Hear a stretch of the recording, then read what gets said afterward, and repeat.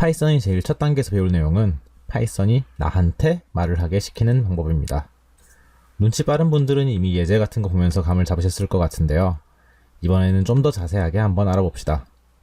먼저 파일을 내 문서 안에 hello.py로 저장을 하고요.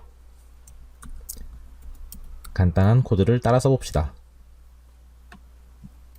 프린트라고 쓰고 괄호를 쓰고 따옴표도 쓰고 헬로 월드라고도 쓰고 따옴표 괄호를 반대 순서로 맞춰줍니다.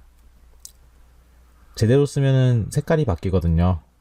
그래서 색깔이 바뀌는 신호를 보고도 내가 코드를 잘 썼나 안 썼나 알 수 있다는 게 노트패드++를 쓸 때의 장점입니다. 여기에는 벌써 파이썬 문법이 여러 가지가 들어있는데요. 내가 올바른 코드를 만들었는지 점검하면서 하나씩 확인을 해볼게요. 앞으로는 항상 파이썬 코드와 파워쉘을 같이 띄워두고 볼 텐데요. 파워쉘에서 이 코드를 한번 실행해 볼까요?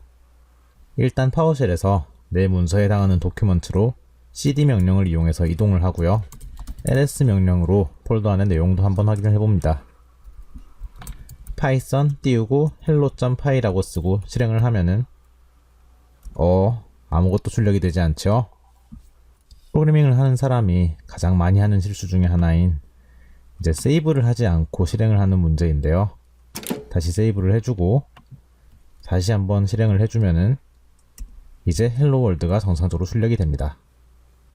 직접 실행해보면 어떤가요? 결과가 똑같이 나오면은 실수 없이 잘 따라한 거고요. 파이썬이 정상적으로 설치만 되었으면은 만약에 이제 다른 결과가 나온다 그러면 보통 코드를 올바르게 쓰지 않았기 때문인데요. 예를 들어서 제가 코드에 이렇게 따옴표를 하나 지우고 다시 실행을 하면은 이런 오류 메시지가 대신 나오죠. 이런 비슷한 게 나온다면은 코드를 잘못 만드는 겁니다. 그럼 순서대로 코드를 살펴보면서 혹시 문제가 있다면 어디에 문제가 있었는지, 문제가 없다면 각 부분이 어떤 의미인지 알아볼까요? 제일 첫 부분은 print라는 단어인데요. 파이썬에서는 함수라고 부르는데 파이썬이 특정한 기능을 실행하도록 하는 방법입니다. 여기서는 화면의 출력이라는 기능을 실행하는 함수고요.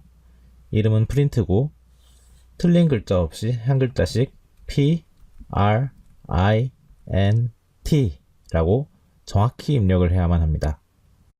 두 번째 부분은 소괄호입니다. 여기서 쓰는 소괄호는 여러분 키보드의 숫자 9와 0 위에 있는 괄호 둘이고요. 앞에 있는 print라는 함수를 실행할 때 어떤 글씨를 화면에 출력할지 알려주는 역할을 합니다.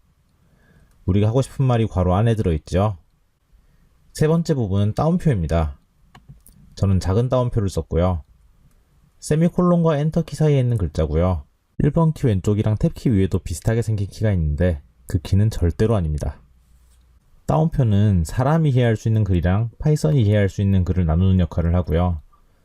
이 코드를 실행하면 우리 눈에 헬로 월드라는 글자가 보이잖아요.